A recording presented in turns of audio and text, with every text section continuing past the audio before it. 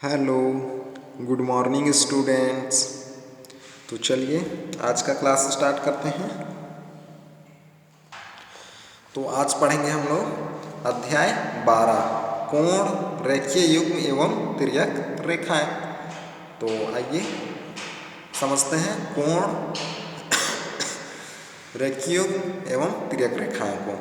तो कोण क्या होता है? दो रेखाखंडों के बीच बनने वाले घुमाव या झुकाव को कोण कहते हैं।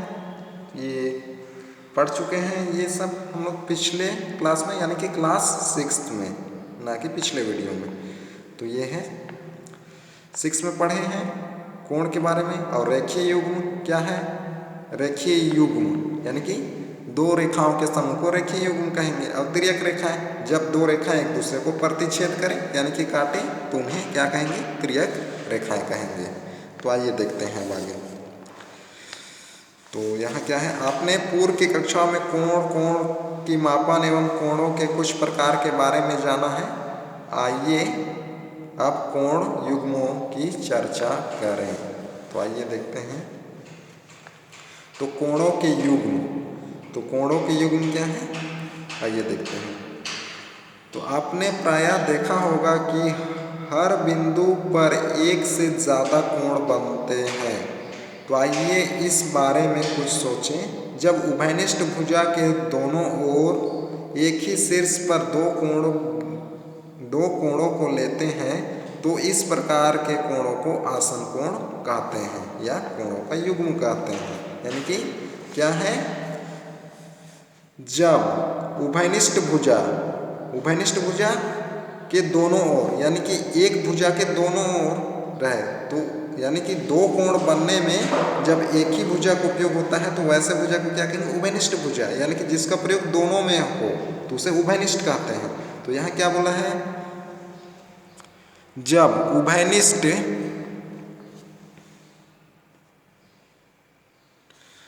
उभयनिष्ठ भुजा के दोनों ओर एक ही शीर्ष पर बने दो कोण लेते हैं। एक ही शीर्ष पर यानी कि एक ही बिंदु पर दो कोण को लेते हैं, एक ही भुजा के दोनों तरफ, तो इस प्रकार के कोण को आसन कोण कहते हैं। जैसे यहाँ पर देखते हैं, जैसे क्या है, वो क्या है? बिंदु है यानी कि शीर्ष है। और यहाँ उभयनिष्ठ भुजा कौन है? ओ बी, उभयनिष्ठ भुजा ओ बी है। तो इसके दोनों तरफ कोण बना है। अगर मैं यहाँ नाम दे दूँ, जैसे ऐसे ही नाम दे रहा हूँ, तो ये 1 और इधर का मैं 2 दे रहा हूँ ये। तो यहाँ पर क्या है? उभयनिष्ठ भुजा कौन है? ओ बी है। तो इसके एक तरफ क्या है? कोण 1 है और दूसरी तरफ कोण 2 है। तो दो कोण बने हैं। तो इस तरीके से बने कोण को क्या कहेंगे? आसन कोण कहेंगे। तो आसन कोण क्या है? तो क्या लिखेंगे आप लोग? उभयनिष्ठ भुजा के दोनों ओर एक ही शीर्ष पर बने दो कोण को लेते हैं तो इस प्रकार के कोण को आसन कोण कहते हैं। तो यहाँ क्या है? उभयनिष्ठ भुजा ओ बी है, एक भुजा ओ ए था और दूसरा भुजा ओ सी था। तो ये समझ गए। तो कोण यहाँ क्या क्या हो गया? उभयनिष्ठ भुजा के दोनों तरफ कोण बी ओ ए और कोण बी ओ सी, ये दो कोण हैं। तो अब समझ गए आसन कोण। उसी तरीके से यहाँ है 3 रेखाखंड है, वो कहाँ पर मिले हैं? बा पर मिले हैं। 3 रेखाखंड कौन कौन से? आ से लेकर बा 1 हुआ, फिर बा से लेकर दा 1, फिर बा से लेकर सा 1, यानी कि टोटल 3 हो गया। आ से लेकर बा 1, बा से लेकर दा 2 यानी कि 2, और बा से लेकर सा 3 यानी कि 3। तीनों कहाँ पर मिले हैं? बा बिंदु पर। तो इस बिंदु के दोनों तरफ कौन है? यानी कि उभयनिष्ठ भुजा यहाँ कौन हुआ? बा सा हुआ, ये बा सा। तो इसके दोनों तरफ कोण बने हैं। क्या बने हैं? दा बा सा और सा ब दा। तो ये है आसन कोण। अब समझ गए आसन कोण। उसी तरीके से इधर भी देख सकते हैं, ये भी आसन कोण। तो ये हो गया। तो आइए देखते हैं अब आगे। तो आगे है रैखिक युग्म। तो रैखिक युग्म क्या है? आइए देखते हैं। आसन कोणों की वे भुजाएं जो उभयनिष्ठ नहीं है, एक ही सरल रेखा में हो तो उनसे बने आसन कोण रैखिक युग्म कहलाते हैं। अर्थात जब दो आसन कोणों के मापों का योग 180 डिग्री होता है तब उसे रैखिक युग्म कहते हैं। इन्हें सरल रेखीय आसन कोण या रेखीय कोण भी कहते हैं। तो रैखिक युग्म क्या है? आसन कोणों की वे भुजाएं जो उभयनिष्ठ नहीं है। क्या बोल रहा है? आसन कोण की वे भुजाएं जो उभयनिष्ठ नहीं है, एक सरल रेखा में हो। जो क्या है? उभयनिष्ठ ना हो, वह कौन सा में हो? एक सरल रेखा में हो, तो उनसे बने आसन कोण रैखिक युग्म कहलाते हैं। अर्थात या क्या कह सकते हैं? जब दो आसन कोणों के मापों का योग क्या हो? 180 डिग्री का हो। यानी कि दो आसन कोण अभी पढ़े तो उसमें दोनों कोणों का योग कितना हो? 180 डिग्री मिलता है। तो वैसे कोणों के युग्म को क्या कहेंगे? रैखिक युग्म कहेंगे। यानी कि उन दोनों कोणों के युग्म का योग 180 डिग्री हो जाता है, यानी कि दोनों कोण को जोड़ेंगे उनके माप को, तो उसे रैखिक युग्म कहते हैं। तो आइए देखते हैं। तो यहाँ जैसे सरल रेखीय आसन कोण, एक क्या है? क घ ग, और दूसरा कोण क्या है? ग घ स। तो यहाँ क्या बोला था पहले? आसन कोण की वे भुजा जो उभयनिष्ठ नहीं है। उभयनिष्ठ नहीं है वह किस में होना चाहिए? एक सरल रेखा में। तो यहाँ उभयनिष्ठ कौन है? घ और ग, ये रेखाखंड उभयनिष्ठ है क्योंकि इसके दोनों तरफ कोण बने हैं। तो इसके दोनों तरफ एक तरफ कोण कौन बना है? घ ग के क घ ग, और दूसरे तरफ कौन सा कोण है? ग घ स, ख, ये वाला कोण है, और एक ये कोण है। तो जिसमें उभयनिष्ठ भुजा ना हो, तो उभयनिष्ठ भुजा कौन नहीं है? क और घ और ग, ये दोनों भुजा उभयनिष्ठ नहीं है।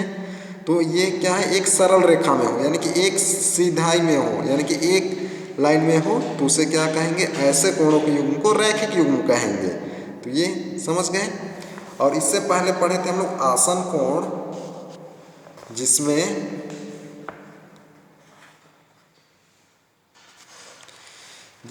जैसे ये पहला चित्र में देखे थे, तो इसमें उभयनिष्ठ कौन है? ओ और बी उभयनिष्ठ है। तो यह क्या है? उभयनिष्ठ ना हो बोला है रैखिक युग्म के लिए। तो उभयनिष्ठ कौन नहीं है? ओ ए और ओ सी उभयनिष्ठ नहीं है, लेकिन क्या है? एक सरल लाइन, यानी कि एक ही सीधाई में नहीं है, तो इसलिए क्या हो जाएगा? यह रैखिक युग्म नहीं होगा। लेकिन ये वाला रैखिक युग्म होगा क्योंकि एक ही लाइन में है जो उभयनिष्ठ भुजा नहीं है। कौन है? बा और द उभयनिष्ठ नहीं था, और बा और आ उभयनिष्ठ नहीं है ये दोनों, और ये एक ही लाइन में है, ये देख रहे होंगे। तो इसलिए ये जो है यहाँ दो कोण बने थे, ये रैखिक युग्म होंगे। अब समझ गए रैखिक युग्म और आसन कोण में अंतर। तो ये है, उसी तरीके से यहाँ पर भी है ये। तो आइए देखते हैं अब आगे। तो आगे देखते हैं शीर्षाभिमुख कोण। तो शीर्षाभिमुख कोण, तो यहाँ पर है दो विपरीत रेखाएं, यानी कि दो रेखाखंड जब एक दूसरे को प्रतिच्छेद करें तो वहाँ पर विपरीत दिशा में बनने वाले कोण क्या कहलाते हैं? शीर्षाभिमुख कोण। तो आइए देखते हैं। जैसे दो रेखाखंड यहाँ क्या है? ए बी और सी और डी है, दोनों कहाँ प्रतिच्छेद कर रहे हैं? यानी कि मिल रहे हैं ओ पर मिल रहे हैं। तो यहाँ पर चार कोण बन रहे हैं। जैसे ये एक कोण, दूसरा कोण, तीसरा कोण और चौथा कोण, चार कोण बने हैं। तो इसके क्रमशः विपरीत दिशा के बने हुए कोणों के युग्म को क्या कहते हैं? शीर्षाभिमुख कोण। तो 1 का विपरीत कौन है? 3 है। तो ये क्या है? 1 और 3 शीर्षाभिमुख कोण। उसी तरीके से 2 का विपरीत 4 है, तो ये शीर्षाभिमुख कोण है। तो यहाँ देखते हैं आगे। तो जब दो रेखाएं या दो सरल रेखा या रेखाखंड एक दूसरे को किसी बिंदु पर काटते हैं तो कटान बिंदु पर चार कोण बनते हैं, जिनमें से विपरीत दिशा के दो कोणों को शीर्षाभिमुख कोण कहते हैं तथा वे माप में एक दूसरे के समान या इक्वल होते हैं। तो ये है शीर्षाभिमुख कोण। तो शीर्षाभिमुख कोण क्या है? जब दो सरल रेखा या रेखाखंड एक दूसरे को किसी बिंदु पर काटते हैं तो कटान बिंदु पर चार कोण बनते हैं।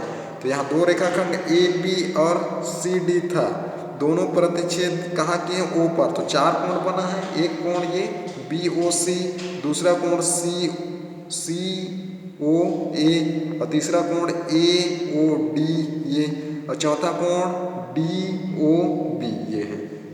इसके परस्पर विपरीत दिशा वाले कोण, तो विपरीत दिशा में कौन है 1 का विपरीत 3 और 2 का विपरीत 4, तो दो शीर्षाभिमुख कोण है यहाँ पर और वे दोनों एक दूसरे के बराबर होते हैं। यानी कि कोण 1 का मान कोण 3 के बराबर होगा या कोण 3 का मान कोण 1 के बराबर। उसी तरीके से कोण 2 का मान कोण 4 के बराबर होगा या कोण 4 का मान कोण 2 के बराबर होगा। तो ये समझ गए शीर्षाभिमुख कोण।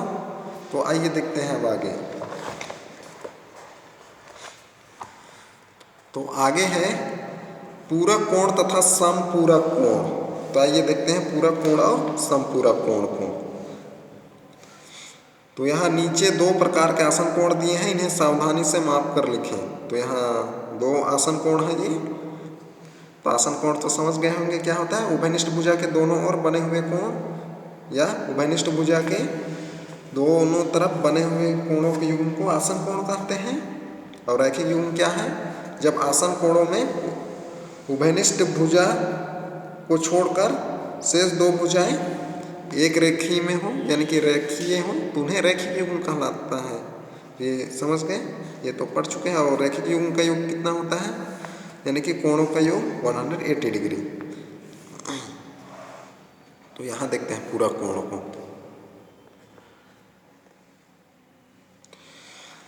तो पूरक कोण क्या है, जब दो कोणों के मापों का योग एक समकोण या 90 डिग्री हो तो प्रत्येक कोण एक दूसरे के पूरक कोण कहलाते हैं। तो पूरक कोण के बारे में क्या बोला गया है, जब दो कोण की मापों का योग 90 डिग्री हो तो प्रत्येक कोण एक दूसरे के पूरक कोण कहलाते हैं। जैसे चित्र 12.18 में कोण ABC प्लस कोण CBD। तो देखते हैं, जैसे चित्र किसमें बोला है 2.18, तो ये है 2.18। तो इसमें क्या है कोण ABC, एक कोण ये और दूसरा कोण कौन सा CBD। तो ये कोण दोनों का योग किसके बराबर होना चाहिए, 90 के बराबर। तो यहाँ देख रहे होंगे कि ये जो कोण है ABD क्या है 90 के बराबर है, दिख रहा है। तो यह क्या है पूरक कोण। क्या है, जब दो कोणों का माप 90 डिग्री हो तो ऐसे कोण एक दूसरे के क्या कहलाएंगे, पूरक कोण कहलाएंगे। तो ये समझ गए पूरक कोण का चित्र इस तरीके से रहता है। तो ये हो गया। तो इसलिए क्या हो जाएगा, कोण ABC और कोण CBD एक दूसरे के पूरक कोण है। यदि कोण ABC किसका ABC इसका मान कितना 40 डिग्री हो, 40 डिग्री हो तो पूरक कोण CBD इज इक्वल टू क्या हो जाएगा 90 माइनस 40 यानी कि 50 डिग्री। जब भी किसी कोण का पूरक कोण निकालना रहता है तो क्या करेंगे, जो कोण दिए रहेगा उसको 90 में माइनस कर देना है। तो क्या हो जाएगा, उस कोण का पूरक कोण ज्ञात हो जाएगा।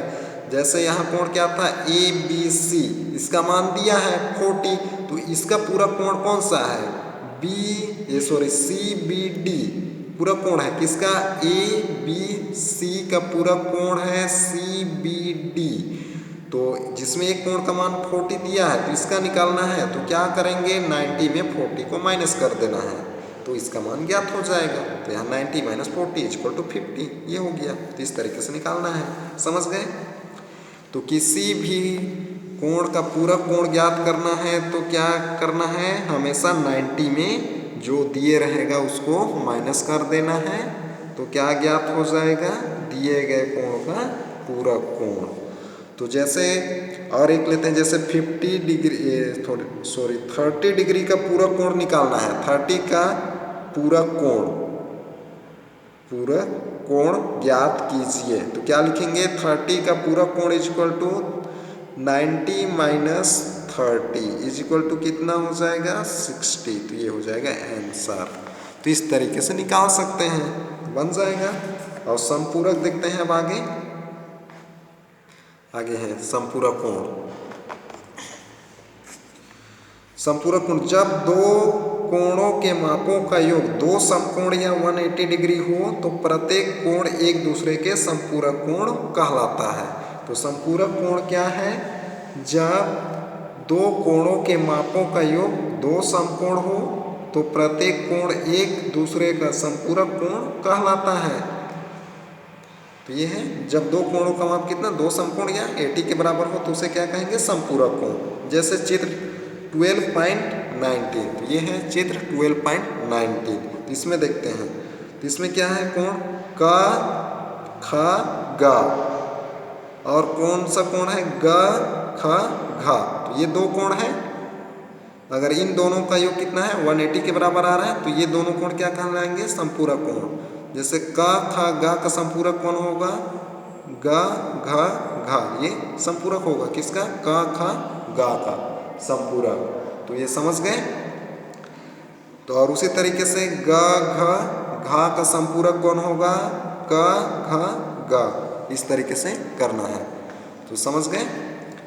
तो यहाँ देखते हैं, क ख ग प्लस ग घ घ इक्वल टू कितना हो जाएगा, 180 डिग्री, क्योंकि समपूरक में क्या होता है, दोनों कोणों का योग 180 डिग्री होता है। ये हो गया, इसलिए क्या हो जाएगा, क ख ग और कोण ग घ घ, यानी कि क ख ग एक कोण और दूसरा कोण ग घ ग घ स, ये दोनों कोणों का योग 180 के बराबर होगा। तो ये दोनों एक दूसरे के संपूरक हैं। समझ गए इतना। जैसे इसमें एक का मान, इसका मान दिया है 125 डिग्री। जैसे यदि कोण क घ ग, किसका, क ख ग, इसका मान 125, तो इसका निकालना है। तो क ख ग का पूरक संपूरक कौन है, ग घ घ है। जब भी संपूरक निकालना है तो क्या करना है, किसी भी कोण का, तो हमेशा 180 में जो दिए रहेगा उसको माइनस कर देना है। तो इसका यहाँ पर किसका निकालना है, 125 का संपूरक निकालना है। तो क्या करेंगे, 180 में 125 माइनस कर देंगे तो क्या हो जाएगा, संपूरक कोण ज्ञात हो जाएगा। जैसे यहाँ पर ये, तो इस तरीके से बनाना है। तो समझ गए। तो आज का होमवर्क देख लेते हैं। तो आज का होमवर्क में रहेगा आप लोगों का, परिभाषा लिखेंगे किसका किसका, आसन कोण, कोणों के युग्म या आसन कोण, रैखिक युग्म, आसन कोण, रैखिक युग्म, शीर्षाभिमुख कोण, पूरक कोण और संपूरक कोण, इन सब का परिभाषा लिखेंगे और याद करेंगे। तो यही आप लोगों का होमवर्क में रहेगा। तो आज का क्लास यही तक, अगले क्लास में फिर मिलते हैं। Okay bye.